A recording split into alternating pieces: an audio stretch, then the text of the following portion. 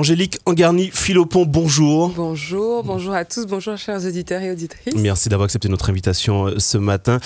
Le 14 décembre 2024, pensiez-vous que cette date marquerait le début d'une nouvelle vie pour vous? Absolument pas, absolument pas. J'avais comme je pense toutes les 29 autres jeunes femmes, l'idée d'éventuellement gagner, mais j'étais loin d'imaginer que ma vie allait changer à ce point-là. Vous en rêviez? Comment? Vous en rêviez? Ah oui, oui, oui. C'est la partie inaccessible qu'on pense tous. On a tous en tête plein de rêves, plein d'objectifs, mais celui-ci, c'était un rêve inatteignable pour moi. Donc, ouais, j'en rêvais. Vous êtes arrivé en Martinique, vous ramenez la couronne à la maison, on a envie de dire, une première historique, comme ça a été dit.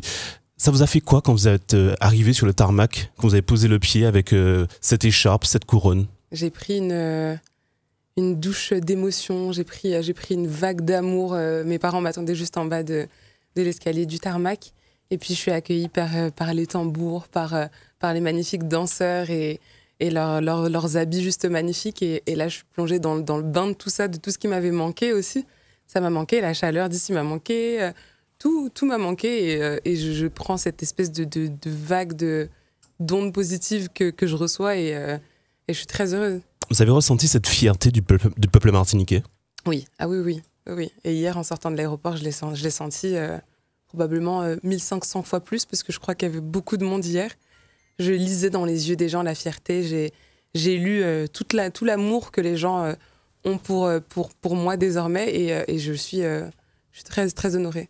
Quel est le commentaire le plus marquant qui vous a été dit en arrivant en Martinique? Le commentaire le plus marquant de votre famille? La petite chanson, non, je dirais la petite chanson qu'ils ont inventée hier en disant « Il n'est jamais trop tard ». Je ne l'oublierai pas celle-là.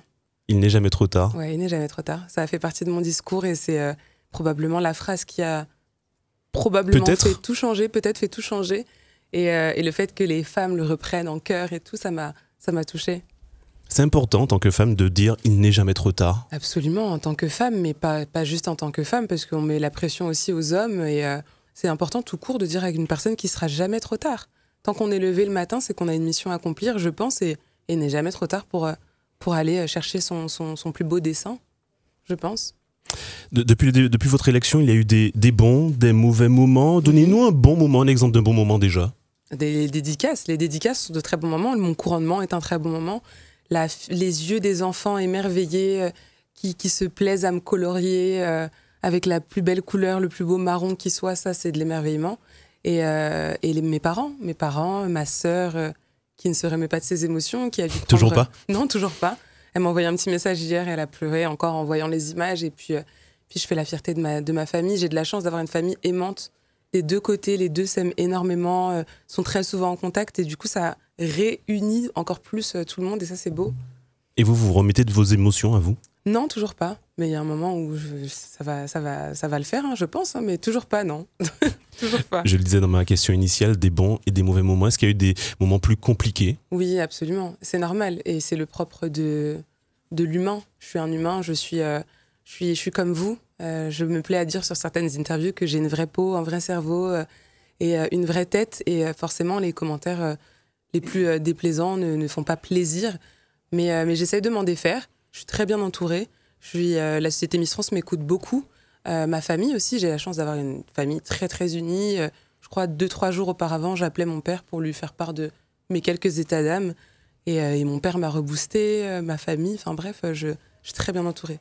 Et ma sœur avait cette petite métaphore de me dire à chaque fois que tu n'iras pas bien, pense à nous derrière toi en train de faire la queue leu et de te pousser. Donc du coup, à chaque fois, je les imagine comme ça et voilà.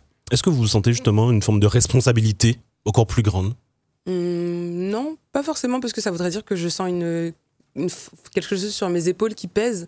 Non, au contraire, j'y vais la tête haute, très fière, et pas de responsabilité, juste un honneur qui est décuplé en je ne sais combien de millions. Vous avez annoncé lors de cette élection de Miss France défendre une cause. Oui. Celle du cancer du sein.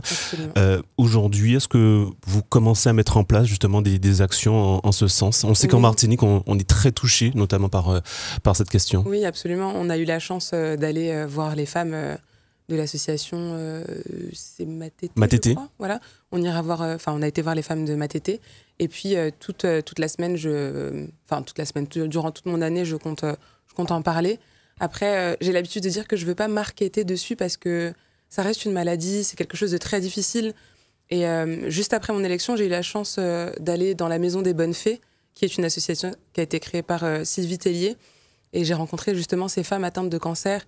Et je veux pas qu'on capitalise dessus parce que ça reste quand même un moment très privé. C'est des batailles qu'elles aiment mener en silence. Donc voilà, j'aimerais faire partie de leur combat, mais qu'on ne markete pas dessus, qu'on fasse pas trop de lumière et qu'on les laisse vivre cet instant justement avec elles-mêmes parce que c'est très compliqué et ça peut se comprendre. Mais ces femmes qui traversent ces moments difficiles, quand vous les voyez, vous sentez dans leur regard que ça leur apporte un peu de chaleur à ce moment? Bien sûr, bien sûr. Et puis moi, j'essaie d'être douce, d'être bienveillante et puis la question qu'on pose tous les jours, bonjour, ça va, vous allez bien? Là, on l'évite parce qu'on sait qu'elles vont pas bien, mais on leur donne une autre forme d'amour avec des sourires, avec des petits cadeaux. J'ai eu la chance pendant Miss Martinique de pouvoir offrir des cadeaux à ces femmes, donc ça remplace 1 milliard de mots et je pense que des fois, elles en ont besoin.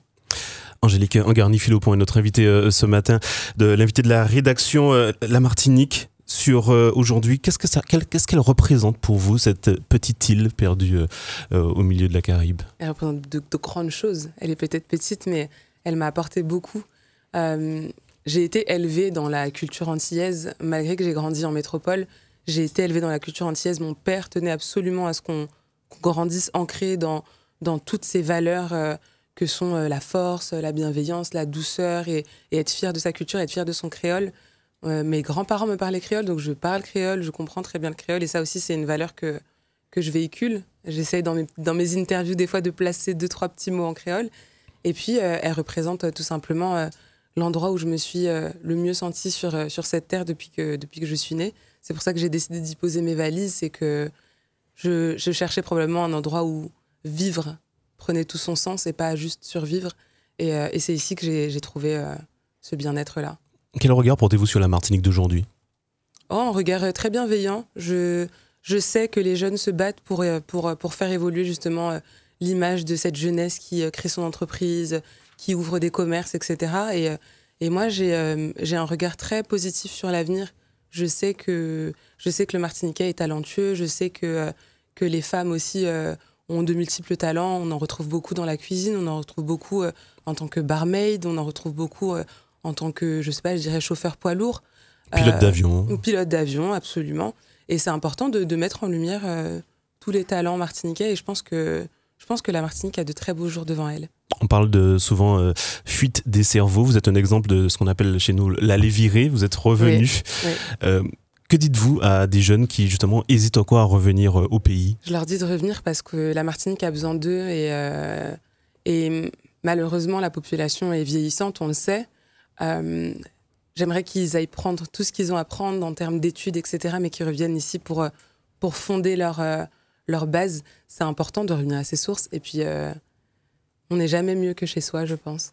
C'est parlant, donc j'espère vraiment qu'ils reviendront. Et puis, si jamais on a si j'ai l'occasion de rencontrer, par exemple, ces jeunes dans l'année, j'espère échanger avec eux pour comprendre aussi pourquoi ils partent. Parce qu'on sait que c'est parce que le monde du travail est un petit peu compliqué.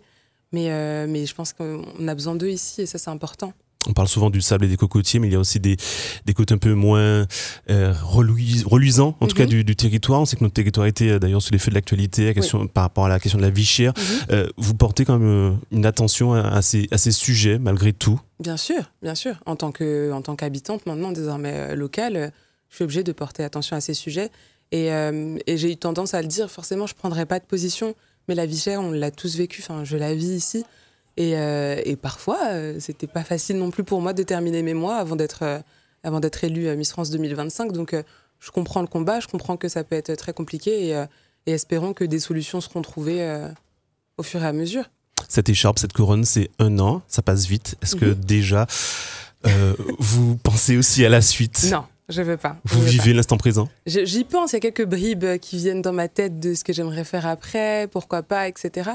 Mais j'essaie de vivre chaque jour l'un après l'autre. Ça fait déjà 2 mois et 2 mois, je ne les ai absolument pas vus passer. Donc non, on va prendre le temps, on va bien réfléchir. Mais j'ai déjà quelques petites idées ici, là-bas. J'ai des petites idées. En tout cas, profitez bien de cette année, Miss France. Merci Angélique beaucoup. Angarny-Philopon d'avoir été notre invitée.